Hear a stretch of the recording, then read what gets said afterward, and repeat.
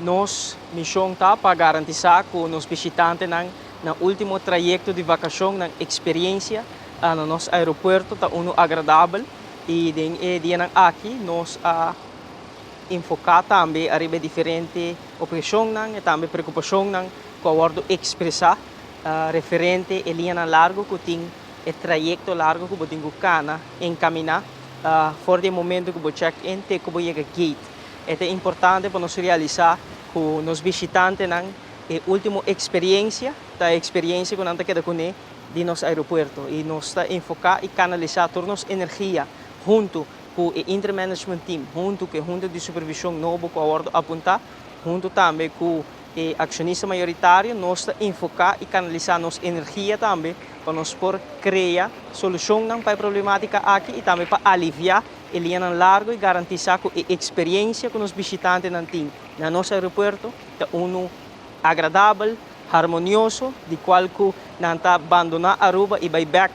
for de não bini na destinação com uma experiência agradável de produto Aruba. Sobre nosso aeroporto está parte do produto Aruba e através de diferentes AOE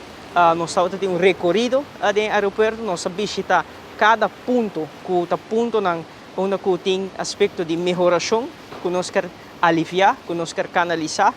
diferentes trajetos, processo fora de aspecto de imigração, aspecto de segurança, pero diferente outro processo ajustação como se guarda assim tem nosso aeroporto para garantir que tem tráfego de nos visitantes fora do momento na chega ao aeroporto, tem que na chega gate para mais efetivo e eficiente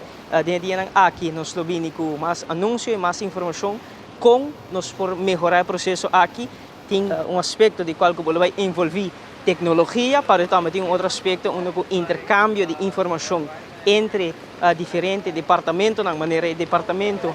de CBP junto com a imigração dentro aqui, lo vai comunicar que tem uma intenção de intercâmbio de dados que vai facilitar o fluxo, introdução de tecnologia nova, de qual de nosso ministério vai percorrer que essa que não motivar e canalizar para nós começar a criar mais fluxo de tráfego mais eficiente no momento que chega e no momento que chega aqui de nosso aeroporto. Nossa missão está com os visitantes ter uma experiência sumamente agradável na Aruba e é parte integral de nosso manejo.